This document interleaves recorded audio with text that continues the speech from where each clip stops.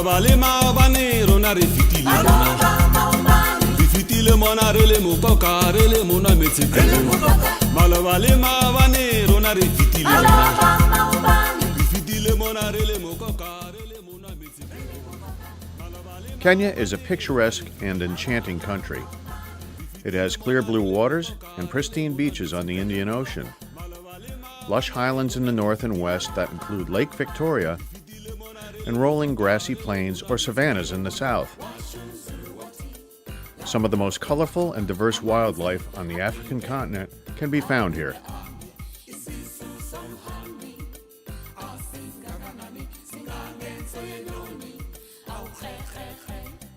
These grassy plains are also home of the Maasai, a pastoral tribe known for their distinctive garb and once warlike demeanor. Although they live in permanent huts in small villages, they need to continually seek pasture and water for their herds of cattle, sheep, and goats. This means long treks and frequent relocation. It was to the Masai Mara Reserve in southeast Kenya that we traveled with the annual volunteer trip of the Maywood, New Jersey Rotary Club in mid-July 2008. Maywood has been supporting the Epapangi Primary School there for the past 5 years. Our purpose was to assist and observe how Maywood has affected the educational experiences of the 300 pupils at the school. We also aim to develop a relationship with another Maasai Learning Center, Kishimora Primary School, or K-School as we nicknamed it. It was evident that great strides in modernizing the facilities and providing a safe, healthy environment had been made over the last few years. A reliable supply of clean water was established, facilitating good hygiene and allowing a school garden to flourish. A library and faculty room were created along with several classrooms to permit each grade a room of its own. More recently, girls' and boys' dormitories were constructed.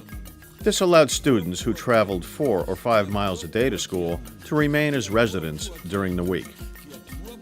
We found much to emulate at the Maywood School. The children seemed properly fed, happy and outgoing, and the faculty engaged and dedicated. We also saw the nearly completed Rotary House, a residence and office for Mercy Purity, the local woman who was the Kenyan anchor for the Maywood Rotaries program. Until recently, Mercy was the manager of the Siana Springs Tent Camp. This is a luxury safari camp a mile away from the Epapangi School where the volunteers were based.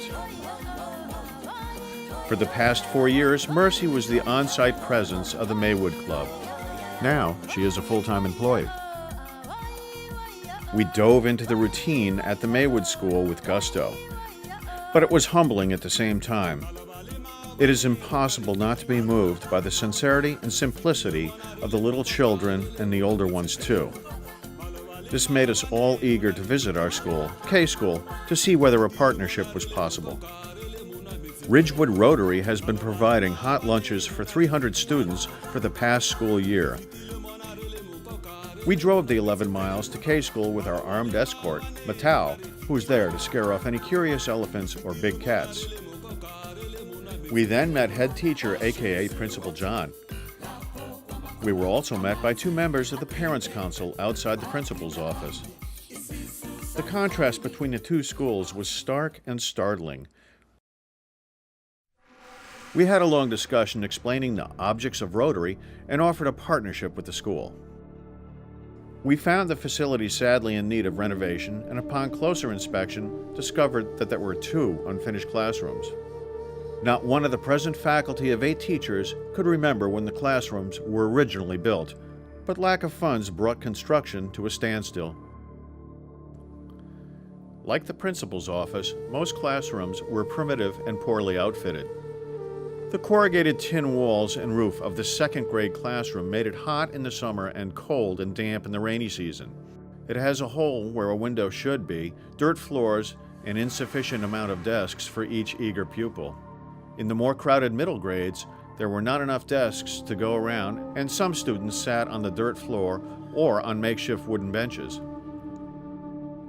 In one classroom, the sacks of corn and rice were piled in the rear for lack of proper storage in the kitchen area. Unlike the Maywood School with unlimited fresh water, K-School depends on the runoff from the school roof, collected in large cisterns for its unreliable water supply. But all was not doom and gloom at K-School. In spite of the deplorable physical conditions, we were told that the school ranked number 1 in academic achievement among all primary schools in the Masai Mara Reserve.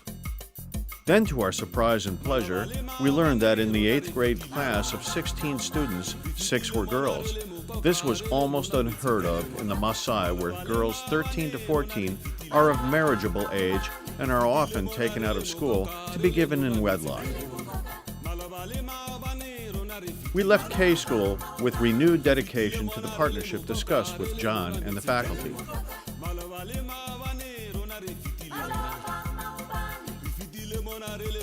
It's April, and K-School is now in a 1-month recess. Only the 8th graders are here, preparing for the high school qualifying exams. There is plenty of activity around 4 classrooms, however. The first major project of the partnership between K-School and Ridgewood Rotary is in full swing. Those 2 long, vacant, unfinished rooms are being completed. And 2 adjoining classrooms are receiving a floor-to-ceiling rehab.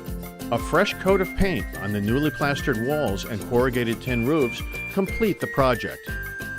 This was all made possible by the generosity of 78 donors who responded to the Rotary's invitation to make a difference. To fulfill their role as partners, the Parents' Council provided all of the precious water needed for the masonry work, a donation that saved more than $1,500 for the project. With fresh, bright classrooms now functioning, Ridgewood Rotary has turned to the unfinished deep water well a quarter-mile from the school compound. The well, dug by the Canadian charity Operation Eyesight Universal, will provide clean water for more than 1,000 villagers. Ridgewood Rotary has provided the financing needed to build a generator pump house. This project will bring water to the school and village, improving personal hygiene while helping fight trachoma. This eye disease is brought about by poor sanitation. Hopefully, the well project will come online in the next 3 or 4 months.